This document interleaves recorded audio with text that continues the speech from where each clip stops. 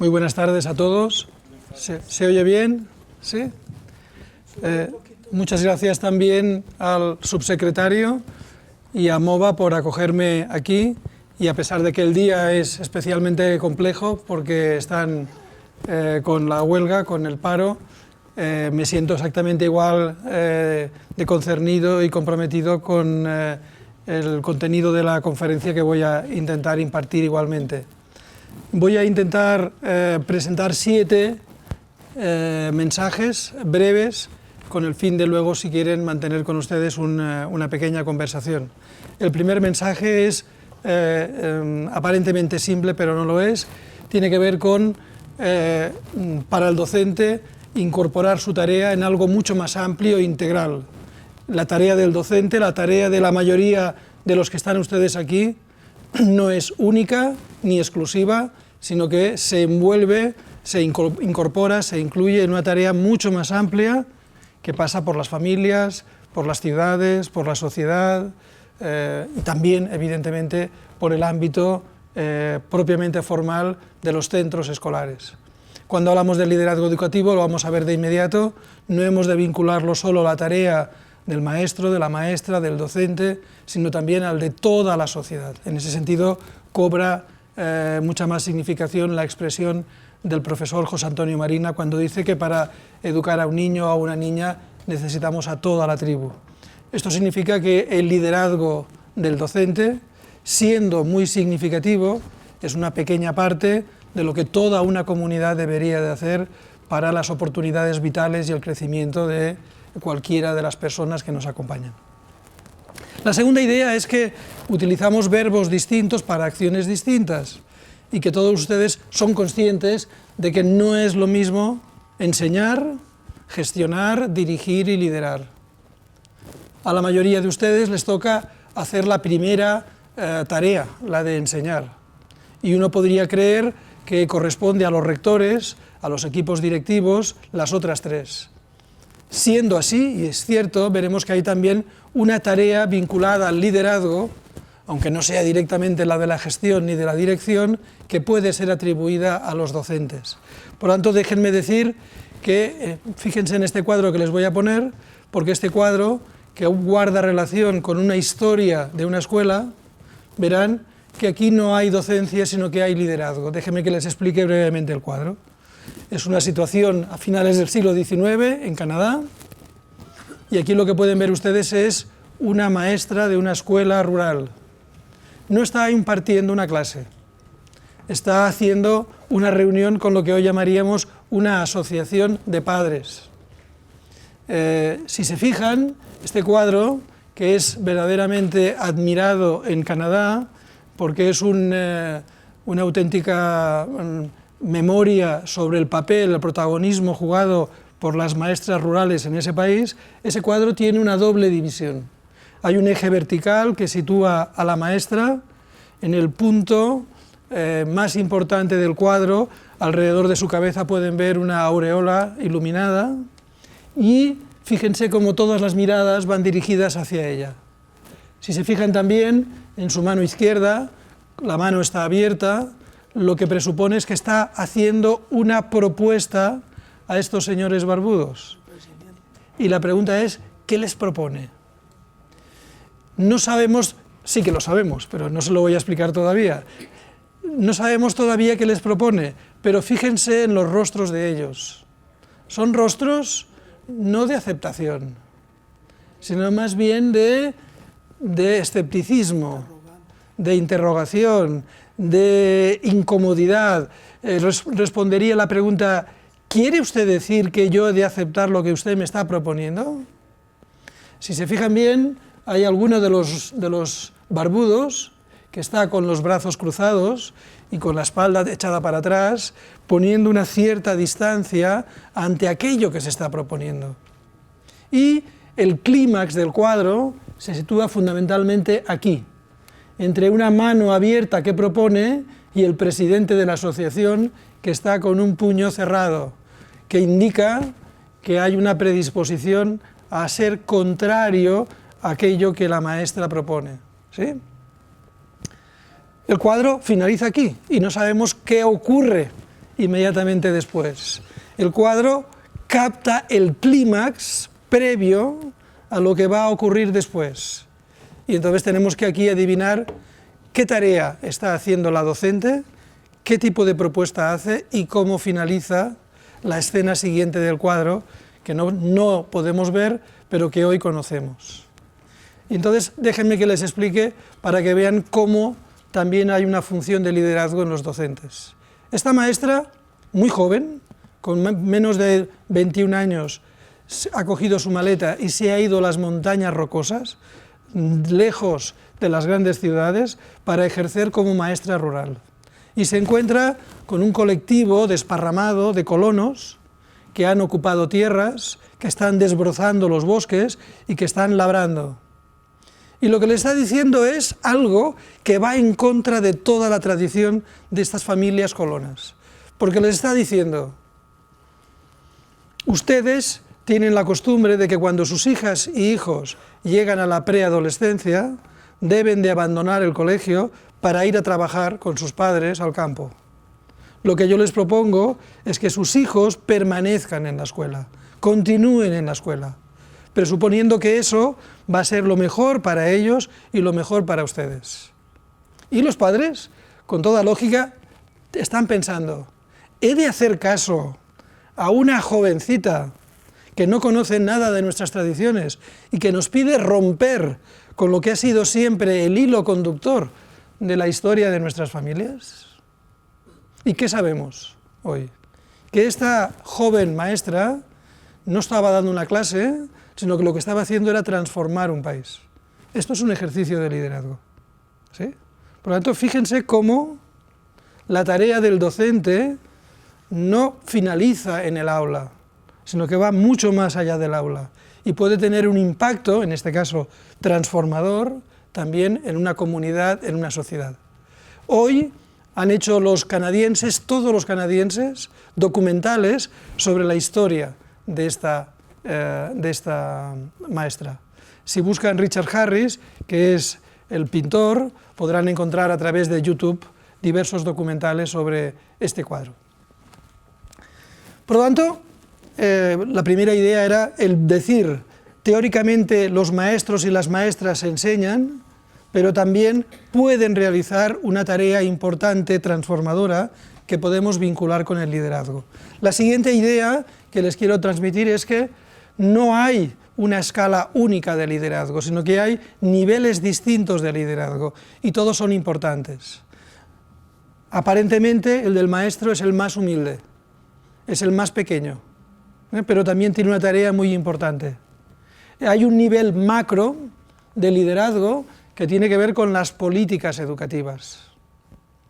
Necesitan secretarios, subsecretarios, alcaldes, gobernadores regionales, ministros de educación, que conozcan cuál es la función educadora, la tarea educadora, y que puedan realizar políticas educativas con vocación también de liderazgo para la ciudad, para la región y para el país.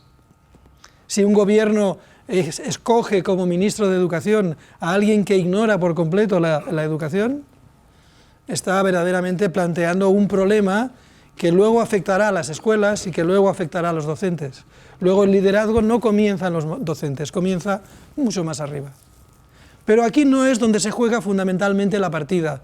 La partida se juega en el nivel meso, que es el nivel de los centros educativos, de las instituciones educativas. Por eso es tan importante conjuntar la tarea docente con la de los equipos directivos. Sin la tarea de los rectores y de las rectoras, sin la tarea de un proyecto educativo para cada institución, donde los maestros, los docentes son muy importantes, no habría posibilidad de transformación de las personas y de mejora de sus oportunidades vitales. Luego, afortunadamente, creo yo, es mi opinión, no son los ministros los que están en contacto directo con los niños y las niñas, sino que son las escuelas. Y por lo tanto es aquí donde se juega verdaderamente la partida. Pero esa partida se traduce finalmente en el nivel micro, que es en el del contacto interpersonal que podemos tener nosotros como docentes con nuestros alumnos y por extensión con sus familias y con su comunidad.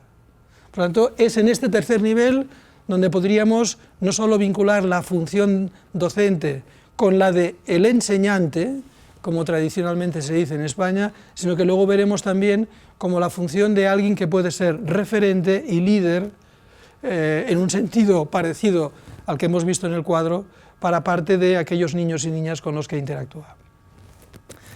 Esto significa que el liderazgo educativo en los centros dispone al menos de, como proyecto educativo, de 4 elementos a tener en cuenta. En no todos ellos tiene el mismo protagonismo el docente, pero en los 4 debe implicarse y comprometerse. Hay uno muy importante que es: no hay liderazgo educativo sin proyecto de centro. Y estos proyectos de centro incorporan, por lo tanto, un sueño, una visión, un modelo de enseñanza que debe ser compartido por la comunidad educativa. Aquí el docente, evidentemente, puede hacer aportaciones. ¿Por qué? Porque también es un experto en la tarea, en la función como profesional que ejerce. Hay una segunda función que es el liderazgo organizativo. Esta tarea corresponde básicamente a los rectores. Es decir, cómo gestionamos mejor las infraestructuras, los recursos, las personas, los horarios, los currículums, para que la tarea del proyecto educativo se pueda realizar con eficacia y eficiencia. Hay una tercera, que es quién se cuida de mantener la cultura y los valores con los que nos identificamos en la escuela. En Medellín hay escuelas oficiales, hay escuelas religiosas, hay distintos tipos de escuelas y cada una puede tener una impronta, un sello, donde se acentúan determinados valores más que otros. Forma parte también de la responsabilidad directiva de los docentes el mantener la llama de esa cultura y de aquello que valoramos como propio y como muy querido en la manera de ejercer nuestra tarea docente. Y por último, pero no menos importante, en un sentido mucho más etimológico de la expresión, hay un liderazgo político que incumbe igualmente a los directores, a los rectores, como a los docentes, porque significa que los docentes os convertís también en conectores, en espacios, en nodos importantes de la red que conectan alumnos, centros, familias, comunidad y sociedad. Por lo tanto, ahí también hay una tarea importante que podemos vincular luego con el liderazgo.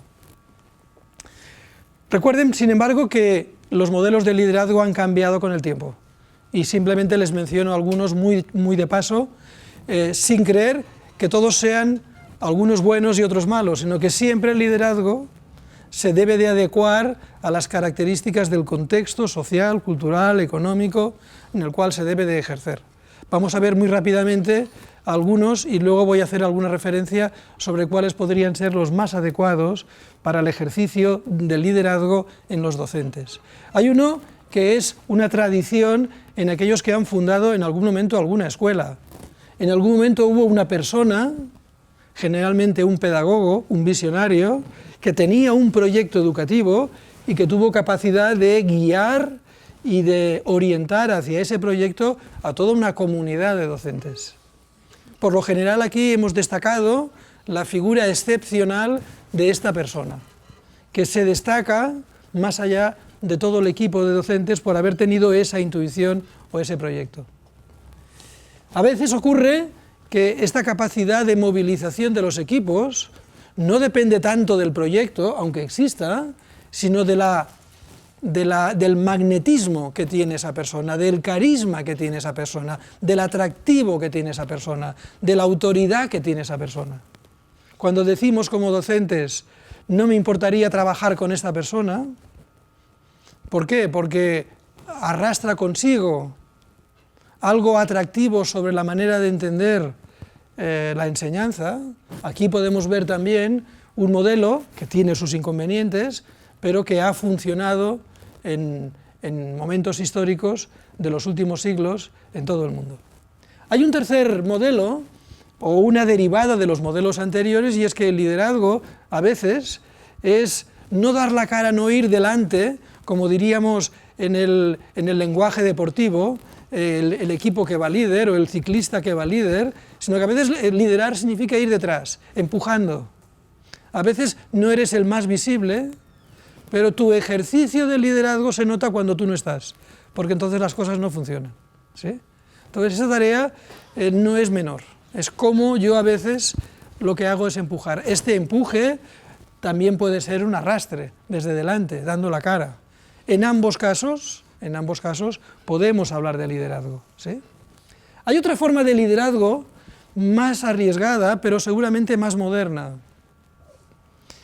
A veces hay líderes que lideran no desde las respuestas, porque no hay nadie que sepa hacia dónde hay que ir, pero sabe plantear bien las preguntas. Y hay momentos en que alguien nos tiene que decir, ¿no deberíamos de ir cambiando nuestro proyecto?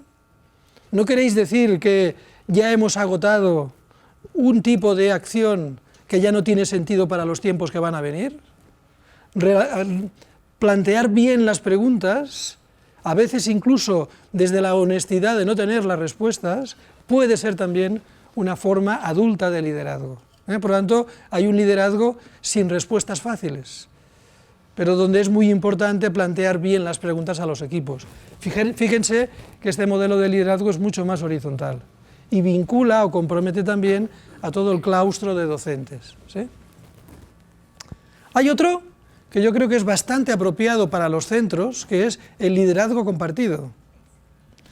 Un centro educativo no deja de ser más que un conjunto de una clase creativa, de una clase del conocimiento. No hay, por lo general, docentes que sepan mucho más que sus colegas. Por lo tanto, cuando estamos trabajando con equipos de alto conocimiento, el liderazgo compartido significa que hemos de poder aprovechar el talento de todos ellos, porque son equipos de alto rendimiento.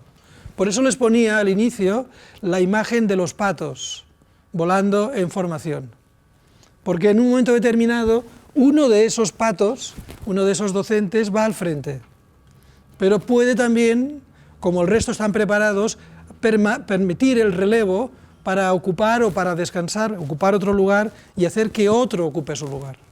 Es decir, que hay una manera moderna de entender el liderazgo que es no solo ejercer la responsabilidad, sino preparar otros líderes para que un día también puedan ocupar tu lugar y hacerlo tan bien o mejor que tú, ¿sí? Y por último, y esto creo que tiene mucho que ver con el tema de los valores, que es también parte del objetivo de la sesión de hoy, hay una forma de liderazgo mucho más horizontal, donde el docente se mete dentro de la organización como acompañante de los niños y de las niñas. Fijaros que etimológicamente la palabra paidagogos, pedagogo, es en griego antiguo el esclavo que acompañaba a la escuela al niño, para que en ese recorrido el niño no tuviera ningún tipo de percance.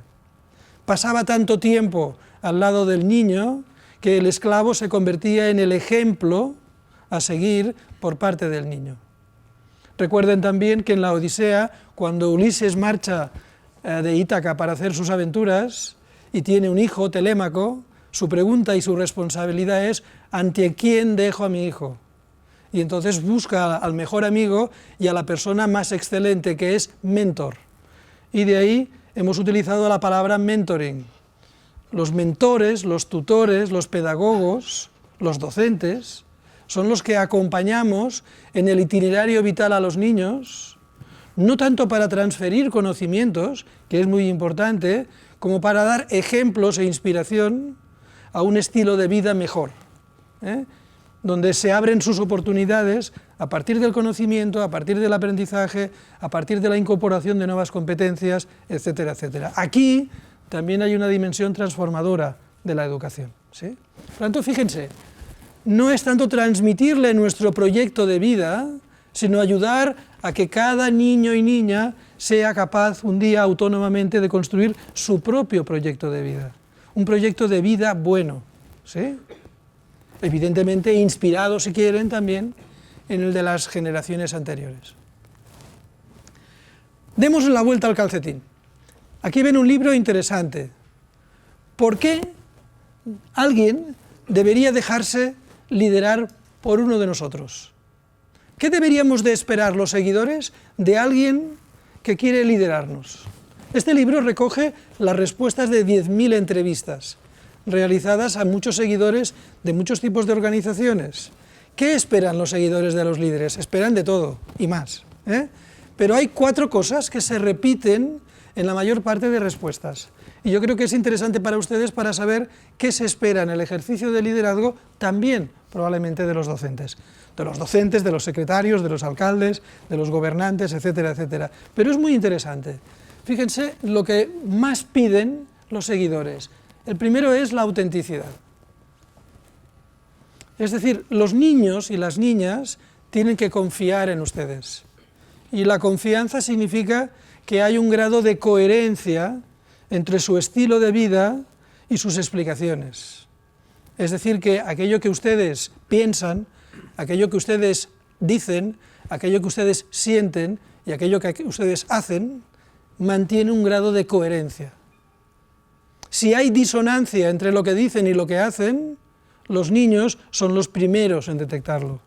Y por lo tanto no esperen seguimiento de ellos. ¿Sí? Porque son especialistas en detectar las incoherencias. Por lo tanto, es mucho más efectivo un ejemplo vital, práctico, que no 1000 palabras. Por lo tanto, aquí esto tiene que ver con la autenticidad. Solo hay seguimiento cuando hay integridad, cuando hay credibilidad, cuando hay un mínimo de autoridad. Y eso tiene que ver con la autenticidad.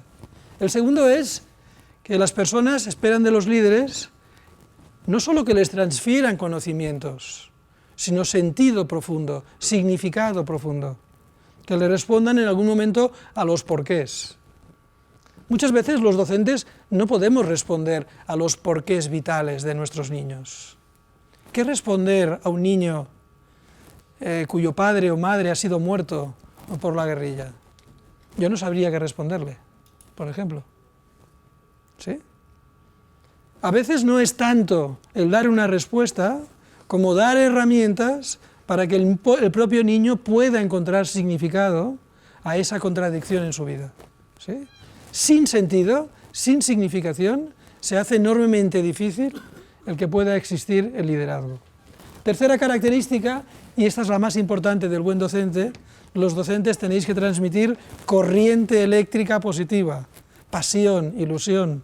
Los niños y las niñas necesitan esa energía y cuando la detectan, la cogen, la están pillando día a día, porque esa energía muchas veces no la encuentran en otros contextos. Tiene que ver con elementos de actitud. Siempre insisto en que para poder transmitir energía hemos de prepararnos interiormente, porque hay el riesgo de vaciarnos, dándonos a los niños.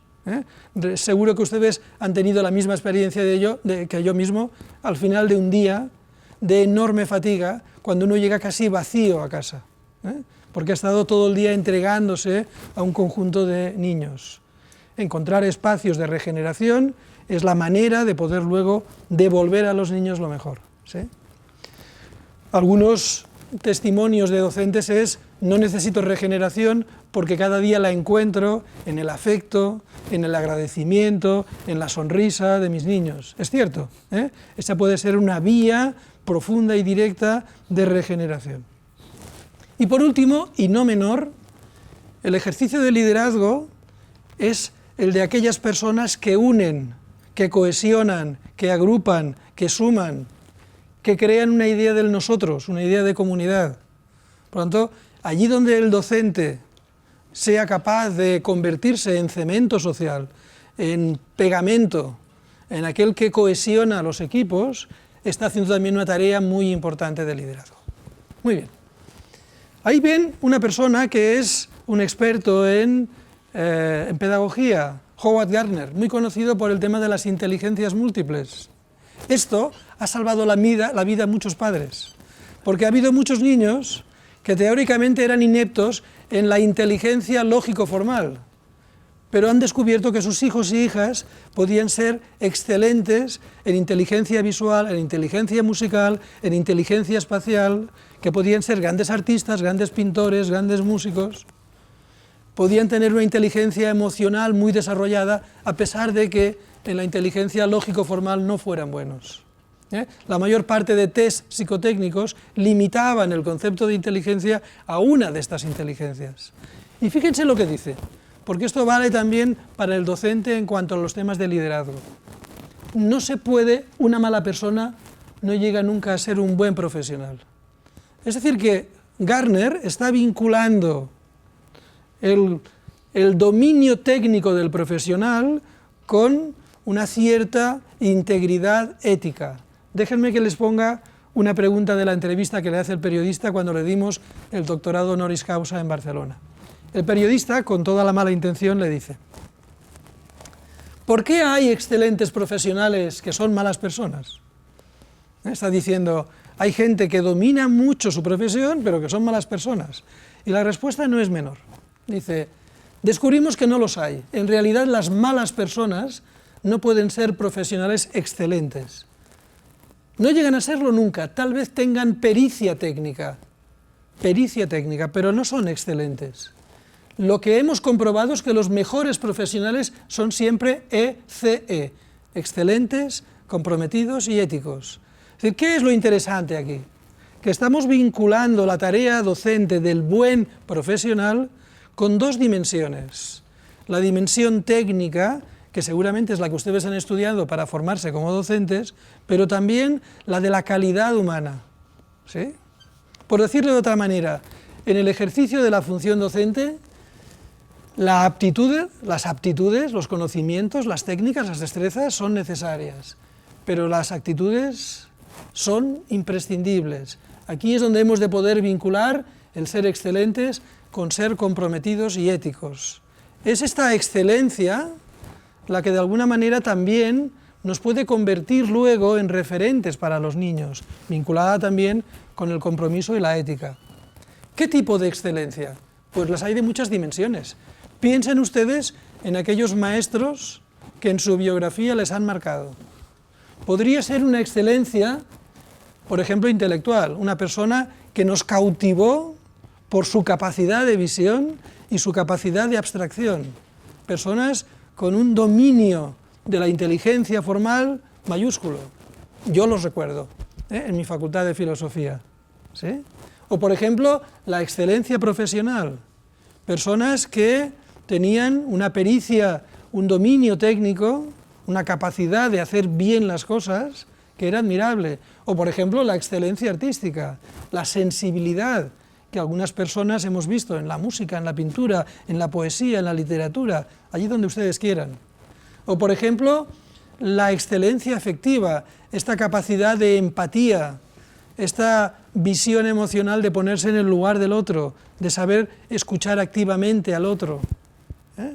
O, por ejemplo, la excelencia ética, de aquellas personas que demuestran una integridad en su comportamiento, o incluso la excelencia espiritual, aquellas personas que nos conectan con lo trascendente, ¿sí? Aquí seguramente que hay muchas maneras de poder incidir también en esa transformación de las vidas de los pequeños a los cuales nos aproximamos. ¿Cuál sería el mensaje contrario al de Gardner? Que en el liderazgo no podemos ser ejemplos sin ejemplaridad. Cuando lo somos, nos convertimos en armas de destrucción masiva. El impacto negativo de un docente como antiejemplo ante los niños marca vitalmente a ese niño o a esa niña. Y esto debemos saberlo, ¿sí? Es un elemento a tener muy en cuenta. Es decir, que hay pequeños o grandes traumas derivados no solo de los mejores maestros que tuvimos, sino también de aquellos peores maestros que marcaron negativamente una etapa vital de mi recorrido, de mi itinerario biográfico. Por eso se han puesto de moda libros, estos libros son complejos, de filósofos. Aquí ven un libro de un italiano y un libro de un pensador y colega, amigo, Javier Gomá, español. Dos libros que retoman hoy la reflexión sobre la importancia del ejemplo en los espacios públicos, incluyendo también las escuelas.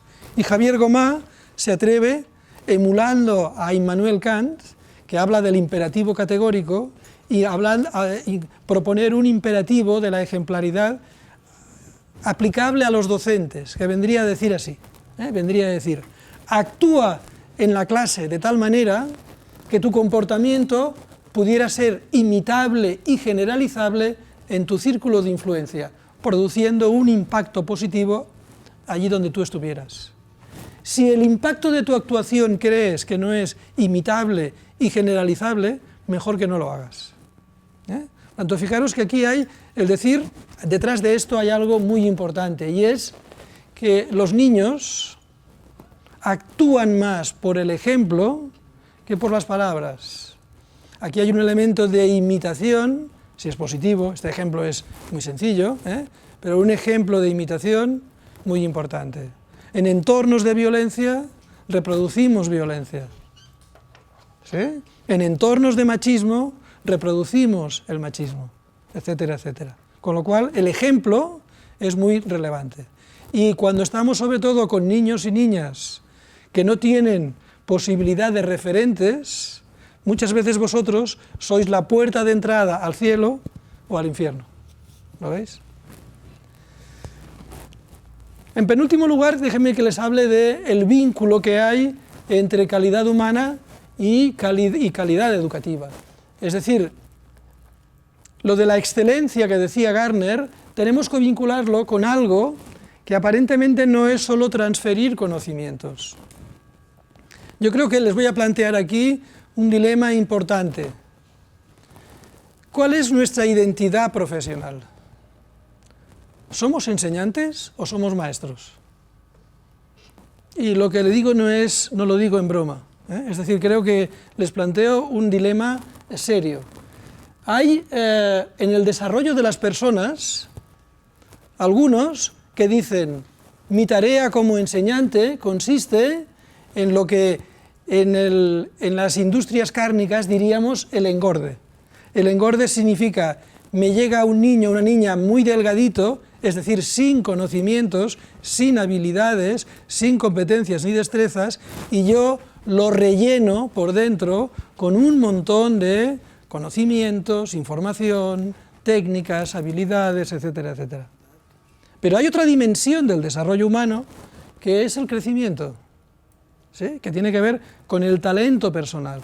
Es decir, en el primero, que es importantísimo y es el para el cual a ustedes especialmente les han formado, ¿consiste en qué? Consiste básicamente en entender el aprendizaje como una técnica cognitiva basada, luego vamos a verlo, en habilidades. Pero hay otro tipo de aprendizaje que es el de la mejora personal. El primero tiene que ver con habilidades, pero el segundo tiene que ver con valores. Uno de los problemas que tenemos en la docencia es creer que el desarrollo tiene que ver solo con el engorde. Y entonces dejamos o menospreciamos la otra dimensión. Y la pregunta es, ¿cómo se trabaja la calidad humana? Porque la del engorde es muy fácil, es transferencia de conocimientos. Es decir, cuando hablamos de transmisión de valores, no piensen en la retransmisión de un partido de fútbol, porque no funciona así la transmisión de valores. Es un intercambio, una relación personal de largo recorrido, donde lo que hacemos es acompañar diariamente a una persona. Luego, cultivar la calidad humana, fíjense la palabra, cultivar, la utilizamos también en el ámbito de la agricultura. ¿Qué significa cultivar?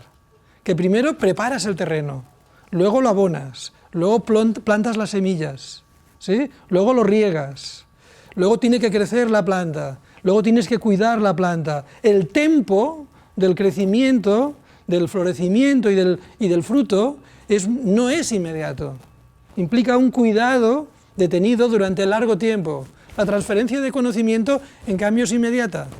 Yo les digo cosas que yo sabía y cuando salgamos de aquí también las sabrán ustedes. Pero eso no tiene transformación personal. La calidad humana la trabajamos de otra manera, ¿sí? Con lo cual, la pregunta que les planteo es, ¿nuestra tarea como docentes es añadir nuevo software en los niños? ¿O consiste también en renovar y transformar su sistema operativo? Piénsenlo bien, su hardware. ¿Por qué? Porque ¿Quién hubiera dicho que aquel niño y aquella niña que conocimos, que aparentemente tenía unas oportunidades vitales bajísimas cuando lo conocimos, llegó a convertirse en lo que se convirtió? ¿Sí? Déjenme que les cuente una intimidad.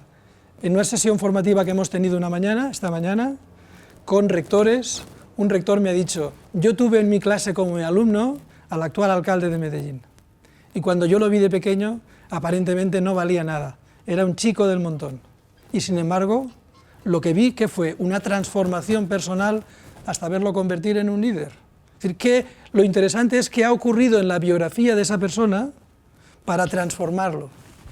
Y eso tiene que ver seguramente en algún momento también con un cruce con docentes, con alguien que ha ayudado a mejorar su vida, a transformar su vida. ¿Sí? Por lo tanto, de ahí quiero extraer un mensaje que me parece importante. Este es un cuadro de la etapa de la revolución industrial, donde la técnica, donde las competencias técnicas de los profesionales eran muy valiosas. ¿Cuál sería mi mensaje para los tiempos que vienen?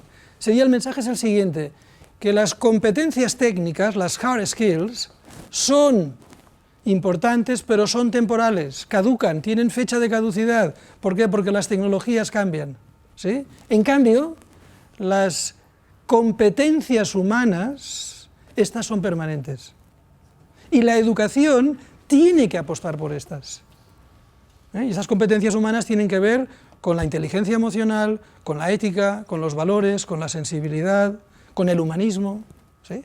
Elementos que van a permanecer en nuestras vidas a pesar de que cambien las tecnologías. ¿Sí?